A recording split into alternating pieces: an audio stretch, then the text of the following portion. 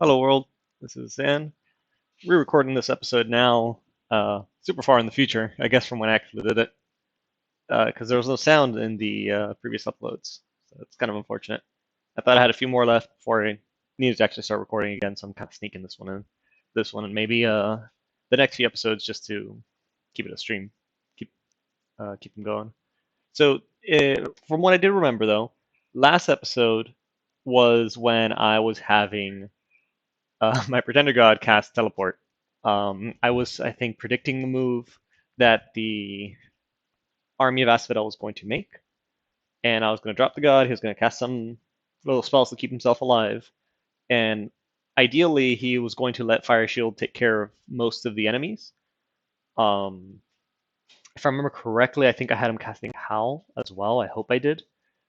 And the purpose of Howl was to waste the ammunition of the carrion centaurs because those arrows were going to be magical and they'd ignore the ethereal portion. So it's a pretty dicey battle, and it's very much an all in on me because, well, sort of. Because if this guy dies, kind of screw it as he carries the whole bless on him. But then again, my bless doesn't do too much in the face of Asphodel, anyways. Either way, enough talk. Let's go watch what happens.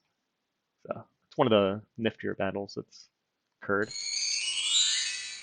Okay, so we have they're all casting poison resistance first. The big Asphodel army because they're probably going to foul vapors. Oh god, the audio is kind of loud. Hope it's not that bad for you guys. Alright, so here's foul vapors. I didn't do anything against this because my nature magic was so high I already have poison resistance, so irrelevant to me. My script so far is personal regen, fire shield, astral shield. My bless already carries bark skin, so I don't need to cast that, and it's going to give me all the protection I have. So this is why it's very dangerous what I'm doing. Not so much because of these like little carrion whatever guys, the actual Asphodel troops, but the long dead with the broadswords, they hit pretty hard. Those are the ones that are the problem. Oh, the spears, I mean, yeah, look at that, even 13's enough. These are the problem, and also are where are they? I don't even know what these guys look like. These guys here with the bows, the vine bows. So it's a 10 damage piercing, so it's going to be 8 versus this 10, and it's magic damage, so it ignores my body ethereal. The whole basis of this is if you stack body ethereal and luck, it's a 1 in 16 chance of you actually dying. With regen, it makes it difficult. With fire shield, any of these guys striking me is probably going to die because 15 AP is no joke. Astral shield is also going to paralyze a lot of them because they have very bad MR. If they somehow survive going through both of those, they're probably going to fail the Fate Weaving check, which means they'll fail the next. Not that it means, but it's very likely they will fail the next check on the Fire Shield, Astral Shield, and then all does nothing. So, whatever. Okay, let's let this actually run. Yes, I did cast out. Yeah, right here, these arrows coming in, if they hit me, it's bad. But when the wolves start coming out, what the wolves are going to do is going to start dragging away the horde of skeletons are going to start going after the wolves. Maybe it'll kill the dryad, probably not. And more importantly, eventually these guys are going to stop shooting me and start wolves. Okay, and over here you see, I guess I had spare slots left with my research. So I cast Phoenix Pyre to give an extra point of damage to the fire shield. I cast a Fire Elemental to tank for me. I mean, it's not going to have bark skin, but it's still going to be ethereal, and it's going to have the shape, and anyone that attacks it also dies to fire shield.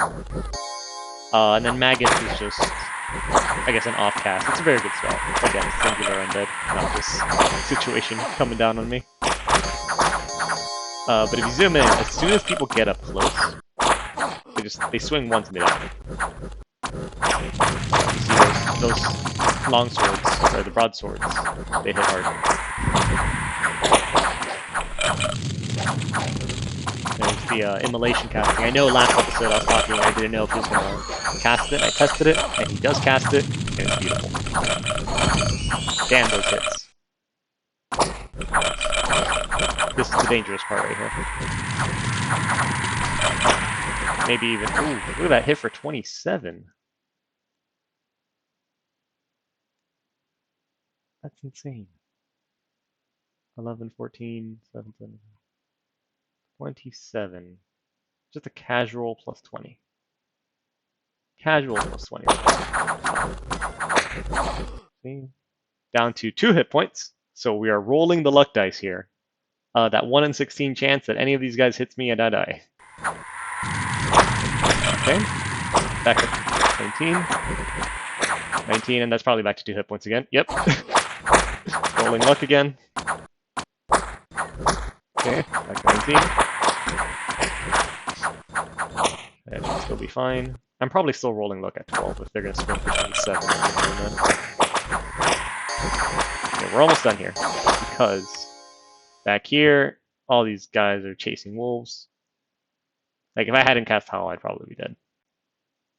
I mean, it's a 1 in 16 chance, but there's more than that many attacks. Although these guys barely count, there's more than that many attacks coming my way.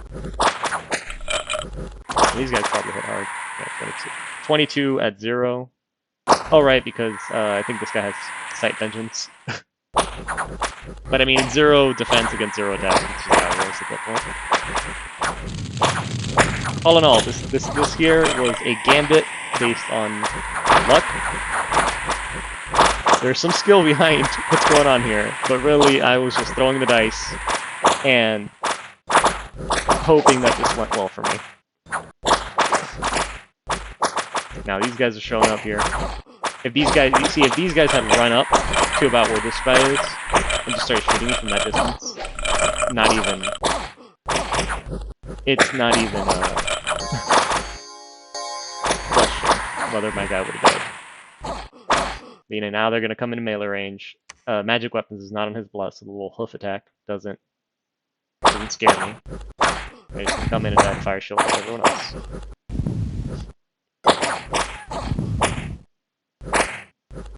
I don't know why this guy's confused and just running over his own teammates. Oh, he's running over the wolves. I don't know where these good chicks are going. See, and these guys are just chasing wolves.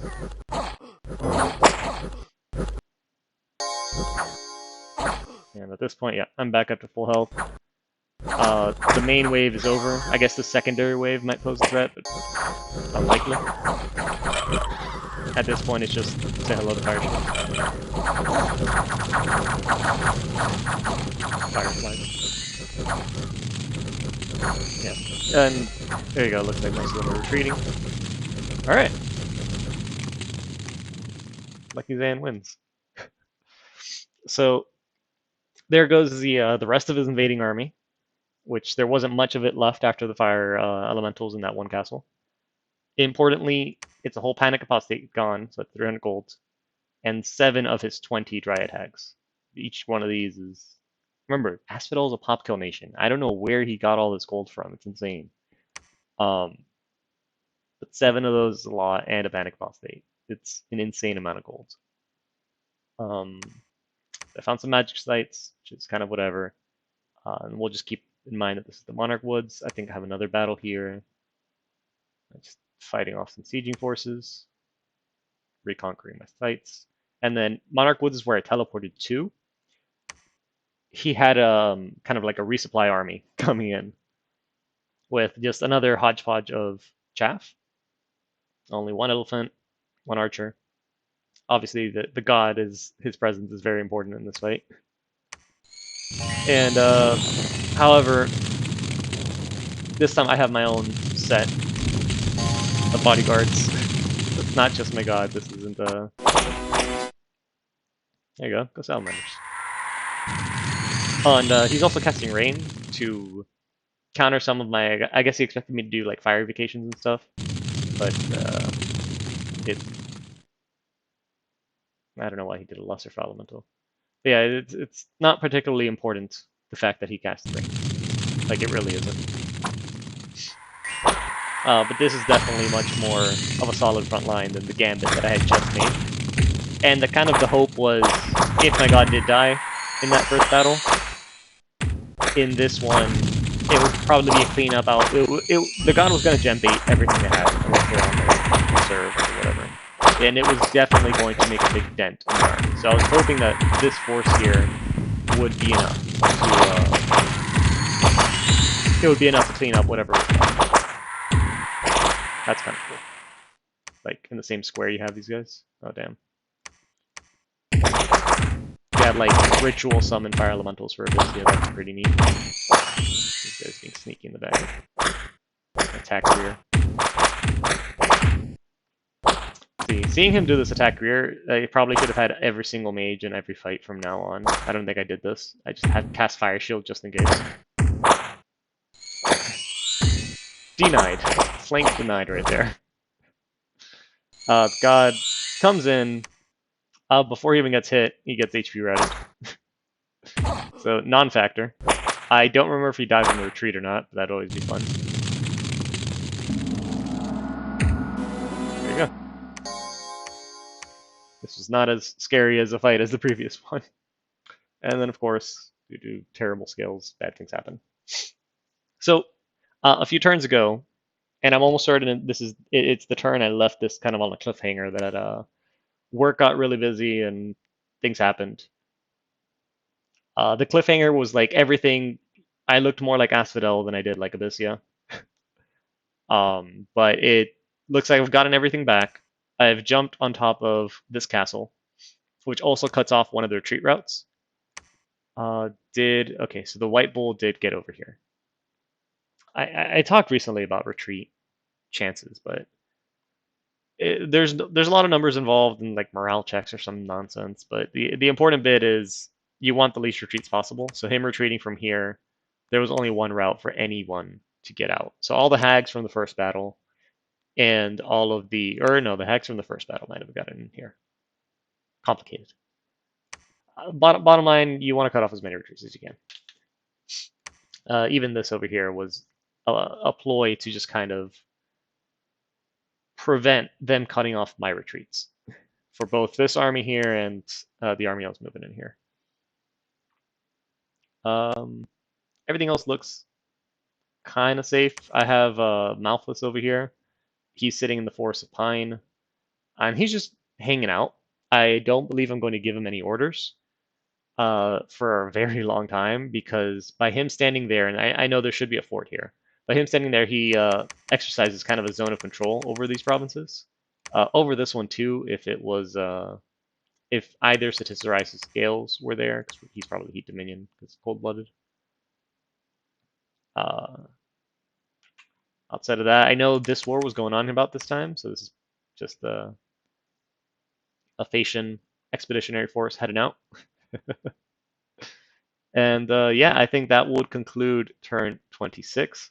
Apologies again that it's not in live like the original video was. I never realized that it didn't have audio. Whoops.